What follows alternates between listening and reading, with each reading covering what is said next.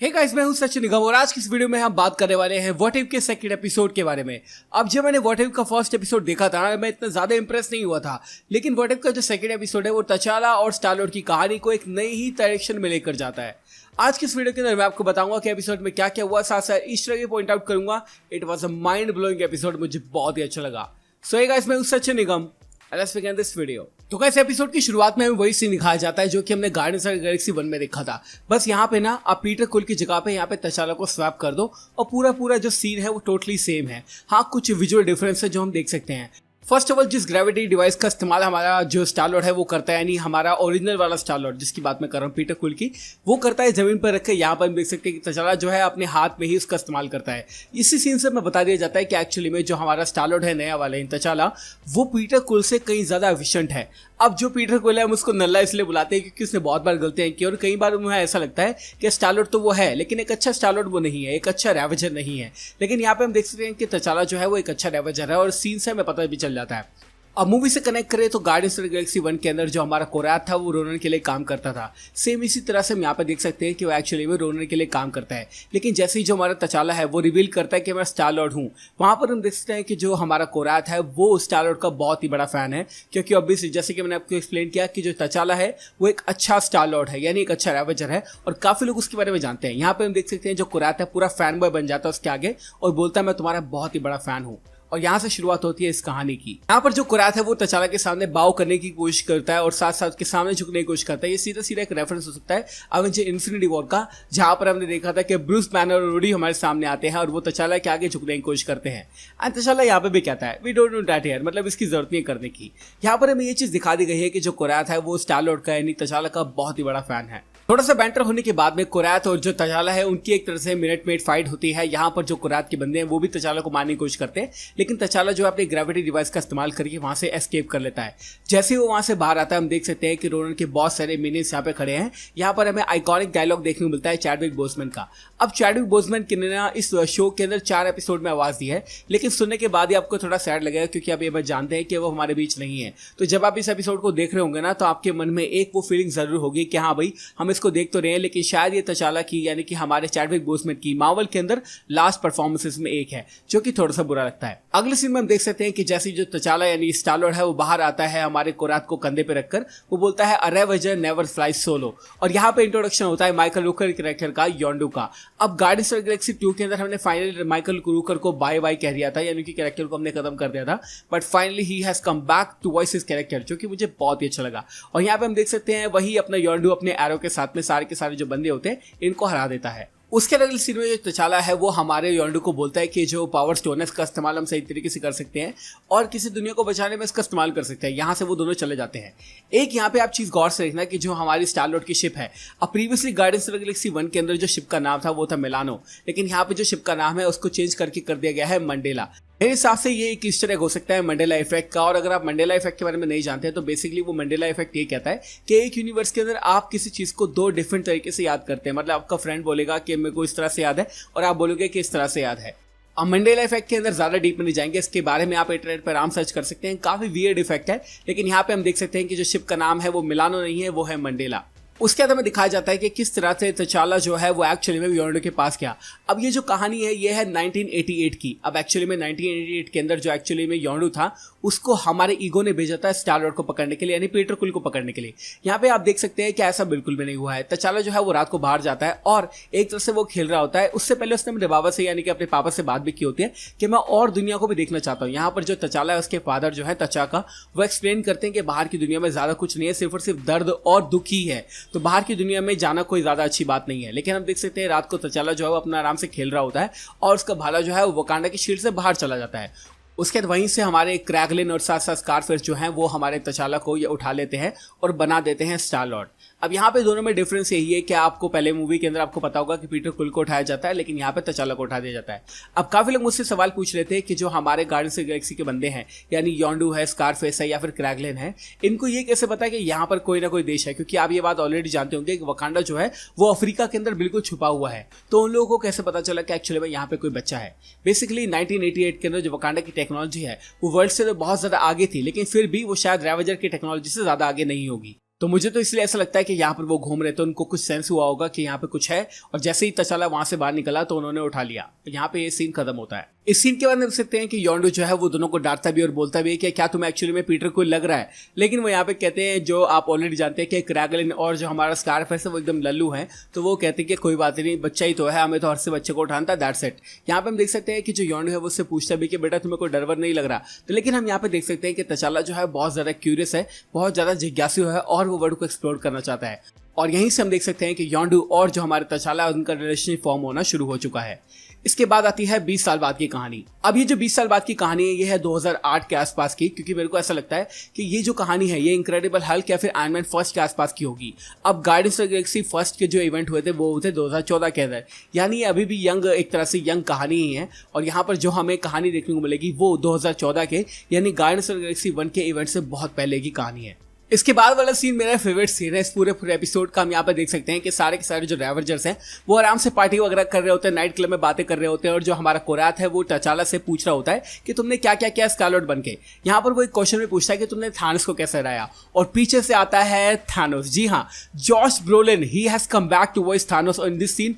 कि आप देख सकते हैं यहाँ पर जो हमारा थानोस है वो एक्सप्लेन करता है कि जो हमारा स्टार-लॉर्ड है यानी तचाला है, उसने मुझे बताया कि दुनिया में जो एक तरह से शांति लाने के और भी तरीके हैं, और तब से मैं उसके साथ हूँ। यहाँ पे हम देख सकते हैं कि जो हमारा थानोस है यानी फ्रीकिंग थानोस, जो कि इन्फिनिटी सागा का विलन था, वो अब स्टार-लॉर्ड का चेला बन चुका है और रेवेंजर के अंदर शामिल हो चुका है। अब कुछ लोग कहेंगे कि ये सीन उनको अच्छा नहीं लगा, क्योंकि ऑब्वियसली यहाँ पे आप देख सकते हैं कि जो एक थानोस जैसा विलन है उसको बहुत ही छोटे तरीके से कॉमेडिक वे में ही निकाल दिया। बट मुझे लगता है इस अ परफेक्ट स्टोरी, बिकॉज आप देख रहे हैं व्हाट इफ, और व्हाट इफ के अंदर ऐसी कहानियां ही दिखाई जाती हैं जहां पर आप सोच भी नहीं सकते कि क्या क्या हो सकता है। तो यहाँ पर हम देख सकते हैं सारे के सारे जो रेवेंजर्स हैं वो बात कर रहे हैं, एंड इसमें थानोस भी है। उसके बाद अगले सीन में हम देख सकते हैं हमें ड्रैक्स देखने को मिलता है। अब सैडली डेव बटिस्टा ने जो ड्रैक्स है उसकी आवाज नहीं दी है, लेकिन यहाँ पे हम देख सकते हैं कि जो ड्रैक्स एक्चुअली में बार टेंडर की तरह काम कर रहा है। तचाला उसके पास ड्रिंक्स लेने जाता है और वहां पर ड्रैक्स बोलता है कि एक फोटो खिंचवा लो, क्योंकि मैं तुम्हारा बहुत ही बड़ा फैन हूँ, मैं अपनी बीवी को और अपनी बेटी को भेजूंगा। तो इस यूनिवर्स के अंदर उसकी बीवी और उसकी बेटी जो है वो जिंदा है। यहाँ पर हम देख सकते हैं वो फोटो वगैरह निकालता है, पीछे से आती है हमारी नेबुला, और यहाँ पे हम देख सकते हैं कि डेफिनेटली तचाला और नेबुला के बीच में कुछ तो चल ही रहा है। It's an amazing scene. और इस यूनिवर्स के अंदर नेबुला गंजी नहीं है, दैट्स ग्रेट। इसी सीन के अंदर हम देख सकते हैं कि जो हमारा स्टार-लॉर्ड है यानी तचाला है वो पावर स्टोन दिखाता है नेबुला को, और नेबुला बोलती है कि तुम्हारे पास ये कहां से है, क्या बड़े गाय को पता है यानी बिग गाय को पता है, यानी थानोस की वो बात कर रही है। तो यहाँ पर थोड़ी सी बातें होती है जहां पर जो हमारा तचाला है वो एक्सप्लेन करता है कि जो योंडू था वो मुझे घर लेकर गया था, मैं घर जाना चाहता था, लेकिन वहां पर जाके मुझे पता चला कि जो अर्थ है वो डिस्ट्रॉय हो चुकी है। ये ऑब्वियसली एक झूठ है जो कि योंडू ने उसको बोला था अपने पास उसको रखने के लिए, लेकिन यहाँ पे हम देख सकते हैं कि नेबुला उसको एक तरह का जॉब देती है और बोलते हैं कि मैं दुनिया को बचाने के लिए तुम्हारे पास एक और ऑफर लेकर आई हूँ, अगर तुम इस मिशन के अंदर मेरा साथ देते हो तो काफी प्लेनेट को हम बचा सकते हैं। तो कहानी जो है वो काफी ज्यादा वाइल्ड है, क्योंकि थानोस इसके अंदर कुछ नहीं कर रहा है। साथ साथ योंडू और स्टार-लॉर्ड का रिलेशन बहुत अच्छा लगा, और जो नेबुला है वो भी एक तरह से फाइन लड़की है, यानी एक तरह से वो भी विलन नहीं है। अब गार्डियंस ऑफ द गैलेक्सी 1 के अंदर वो विलन थी, लेकिन इसके अंदर वो बिल्कुल भी विलन नहीं है। अगले सीन में हम देख सकते हैं कि जो नेबुला है वो सारे के सारे रेवेंजर्स को एक मिशन देती है और बोलती है कि हम एक प्रोडक्ट को लेकर आना है टेलेडिया डिवांस यानी कि कलेक्टर से, जिसका नाम है एम्बर्स ऑफ जेनेसिस। इसका इस्तेमाल करके वो बहुत सारे प्लैनेट्स को टेराफॉर्म करना चाहते हैं और जिंदगी को एक तरह से एक और मौका देना चाहते हैं, यानी वो एक अच्छा काम करना चाहते हैं।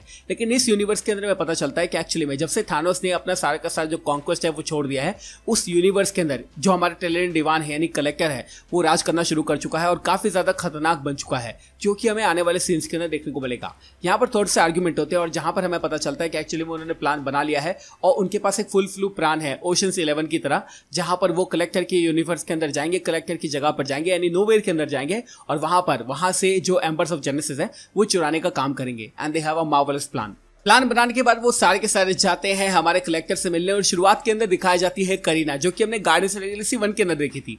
तो इस यूनिवर्स के अंदर भी जो कलेक्टर के लिए काम कर रही है वो करीना कर रही है, and that is just great. मुझे बहुत अच्छी लगी सच में वो देखकर। उसके बाद हम देख सकते हैं कि उनका प्लान है कि जो टेलेडियन डिवान है उसको एक तरह से डिस्ट्रैक्ट करना है। एक बॉक्स के अंदर हम जो है हमारा तचाला यानी कि स्टार-लॉर्ड को लेकर जाएंगे, और जैसे ही वो अंदर पहुंच जाएगा बॉक्स, उसके बाद वो उसको ढूंढने का काम करेगा और हम सब उसको डिस्ट्रैक्ट करेंगे। ये क्या है उनकी कहानी। लेकिन यहाँ पे हम देख सकते हैं कि जो ब्लैक ऑर्डर है, जो कि हमने फर्स्ट एवेंजर इन्फिनिटी वॉर के अंदर देखे थे वो सारे के सारे एक्चुअली में कलेक्टर की सिक्योरिटी का काम कर रहे हैं। फर्स्ट ऑफ ऑल हमें देखने को मिलती है प्रॉक्सिमा मिडनाइट, जो कि हमने एवेंजर इन्फिनिटी वॉर के अंदर देखी थी।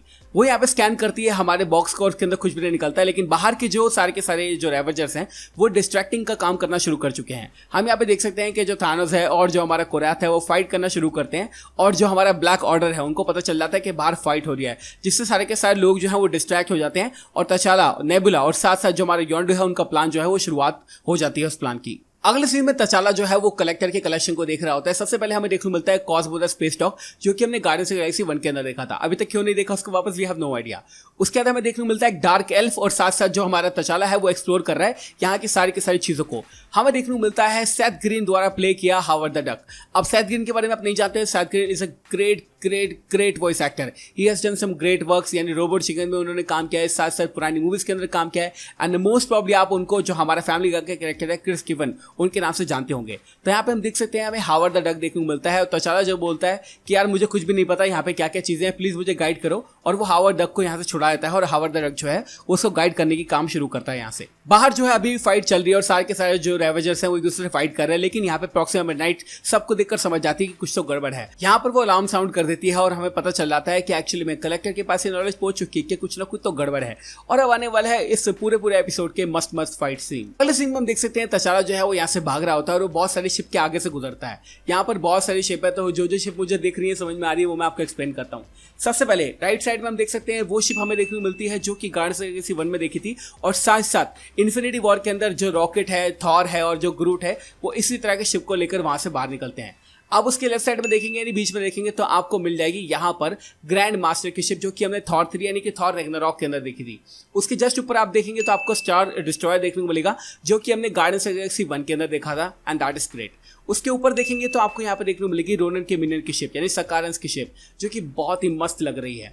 तो ये सारी के सारी शिप यहाँ पे रखी हुई है। ऑब्वियसली एक कलेक्टर का कलेक्शन है। यहाँ पे हम देख सकते हैं कि तचाला जो है यहाँ से भागता है तो उसको पता चलता है कि यहाँ पे एक वकांडन शिप भी है। जी हाँ, और यहाँ पर वो उसके फादर का जो एक तरह से मैसेज होता है उसको पता चलता है कि उसके फादर ने लास्ट टाइम उसके लिए मैसेज क्या किया था। हम देख सकते हैं उसके फादर ने यानी कि तचाका ने ये मैसेज किया था सब लोगों के लिए कि अगर मेरा बेटा तुम्हें मिल जाता है तो प्लीज उसको यहाँ पर वापस ले आओ, या फिर अगर मेरा बेटा ये खुद ही मैसेज सुन रहा है तो प्लीज वो घर पे आ जाओ। तो यहाँ पे काफी ज्यादा इमोशनल सीन और वकांडा की थीम भी हमें पीछे से सुनाई देती है। अगले सीन में दिखाया जाता है कि नेबुला ने इन सबको धोखा दे दिया है और जितने भी रेवेंजर्स हैं वो उनको पकड़वा देती है। यहाँ पर वो ये भी बोलती है कि तचाला मैं तुम्हारा सौदा कर चुकी हूँ और कलेक्टर से मुझे तुम्हें देना था और सारे के सारे लोगों को पकड़वाना था। काफी अच्छा सीन है, देखने में बहुत ही अच्छा लगता है और आपको ऐसा लगता है कि एक्चुअली में नेबुला ने उसको धोखा दे दिया है, लेकिन ऐसा बिल्कुल भी नहीं है। अगले सीन में देखने को मिलता है कलेक्टर जो है वो हमारे तचाला से बात वगैरह कर रहा होता है और इन दोनों की जो फाइट है वो अब शुरू होने वाली है और काफी सारी ईस्टर एग हमें देखने को मिलेंगे। पीछे अगर आप गौर से देखेंगे तो करीना के साथ में हमारा एबनी मॉ भी खड़ा है जो कि ब्लैक ऑर्डर का पार्ट है और कलेक्टर के लिए सिक्योरिटी का भी काम करता है। उसके बाद हमें देखने को मिलती है नेबुला अगेन जो कि रेवेंजर्स को वापस छुड़ाने का काम करती है और उनको बताती है कि जो भी चीजें मैंने की है ये तचाला को ऑलरेडी बताती है और ये हमारे पार्ट ऑफ प्लान था, यानी जो एम्बरेंस ऑफ जेनेसिस है उसको चुराने के लिए उन्होंने बहुत ही बड़ा प्लान बनाया था और ये सारा का सारा सिर्फ और सिर्फ पार्ट था। अब जो हमारा कलेक्टर है वो तचाला के साथ में है, यानी उन्होंने की फाइट होने वाली है और साथ साथ सारे के सारे जो रेवेंजर्स हैं जो कि अब नेबुला ने बचा लिया है वो अब एम्बर्स ऑफ जेनेसिस ढूंढेंगे। तो ये था एक्चुअल प्लान। उसके अगले सीन में हम देख सकते हैं तचाला जो है वो अपने पिंजरे को तोड़ के बाहर निकलता है और यहाँ पे जो एबनी मॉ है वो अपनी शक्तियों का इस्तेमाल करता है। मैं काफी देर से सोच ही रहा था कि एबनी मॉ अपनी शक्तियों का इस्तेमाल कब करेगा, लेकिन यहाँ पे हम देख सकते हैं वो टेलीकिनेसिस से हमारे तचाला को रोक देता है वहां पे, लेकिन करीना पीछे से एबनी मॉ पे हमला कर देती है और तचाला को फ्री कर देती है और यहाँ पे अब फाइट शुरू होने वाली है। हम देख सकते हैं तचाला जो है वो जाता है कलेक्टर से फाइट करने के लिए और जो कलेक्टर है वो तैयार है उससे फाइट करने के लिए। फर्स्ट ऑफ ऑल हमें क्रोनन हैंड देखने को मिलता है उसके हैंड में।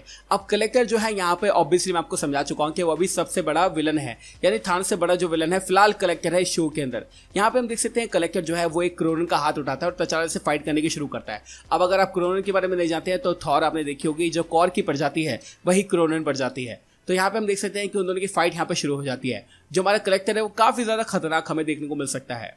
उसके बाद हम देखते हैं अगले सीन के अंदर हम देख सकते हैं कि जो कलेक्टर है वो एक बॉक्स मंगाता है और बॉक्स के अंदर बहुत सारे एक तरह से हथियार होते हैं। फर्स्ट ऑफ ऑल आप जिसको आराम से रिकॉग्नाइज कर सकते हैं वो है कैप्टन अमेरिका की शील्ड।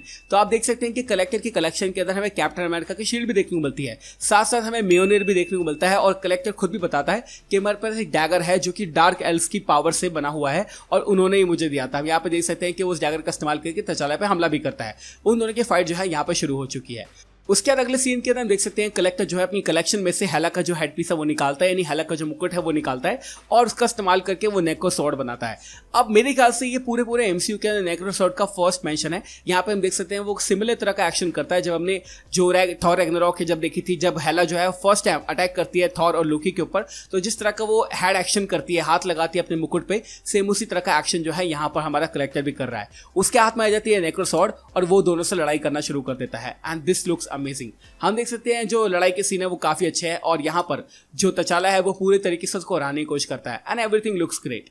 लेकिन यहाँ पे हम देख सकते हैं कि जो सारे के सारे रेवेजर्स हैं वो बचकर भाग रहे हैं क्योंकि उनके हाथ में जो एम्बर्स ऑफ जेनेसिस है वो तो लगे चुके हैं और यहाँ पर जो हमारे सारे के सारे ब्लैक ऑर्डर के जो लोग हैं वो हमारे रेवेजर्स पर हमला करते हैं। अब थानोस बोलता है कि मैं थोड़ा सा हीरो बनता हूँ। यहाँ पर हम देख सकते हैं कि थानोस जो है वो सारे के सारे ब्लैक ऑर्डर के लोगों ने साथ साथ जो भी उनके मिनियंस थे उनसे लड़ने की कोशिश करता है और उनको रोकने की कोशिश करता है। यहाँ पर काफी अच्छा सीन है।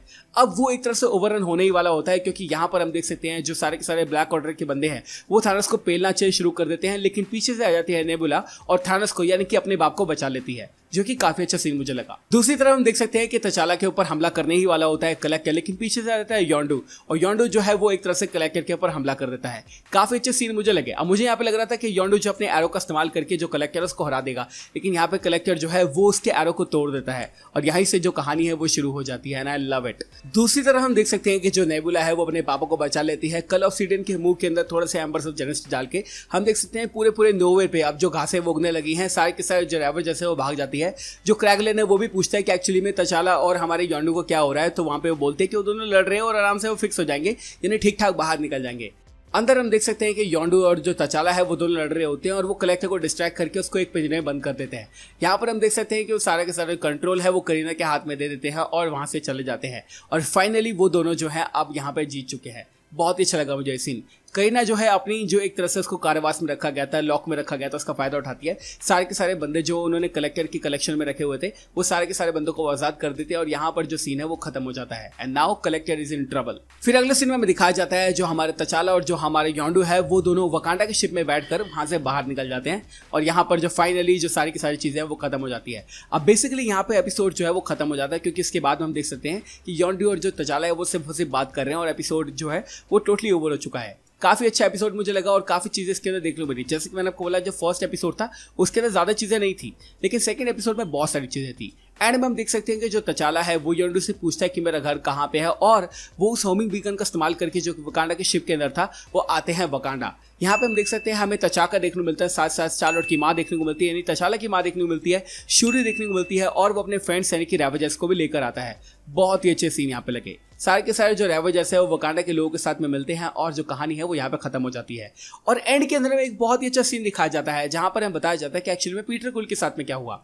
अब यहाँ पे हम देख सकते हैं कि जो पीटर कुल है एक्चुअली में मसूरी के अंदर काम कर रहा है, डेयरी क्वीन के अंदर। यहाँ पे हम देख सकते हैं वो आराम से गाना वाना गा रहा है और आराम से म्यूजिक सुन रहा है। पीछे से आता है ईगो जिसको बोलता है कि जो शॉप है वो बंद हो चुकी है, लेकिन ईगो बोलता है कि अपने पापा के लिए थोड़ा सा भी टाइम नहीं है और यहाँ पर जो एपिसोड है वो खत्म हो जाता है। पीछे से हमारी आवाज़ भी आती है हमारे वॉचर की जो कि बोलता है कि किसी और यूनिवर्स की कहानी है जो कि मैं कभी आपको और सुनाऊंगा और यहाँ पर एपिसोड बहुत ही अच्छा खत्म हो जाता है।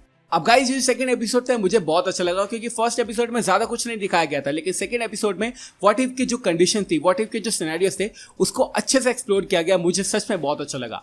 Thank you so much for watching this video guys. आपको ये एपिसोड कैसा लगा मुझे कमेंट सेक्शन में जरूर बताना। Thank you so much again for watching this video. मैं हूं सचिन, मिलूंगा आपसे अगली वीडियो के अंदर। Bye guys, take care, love you all and have a great amazing day.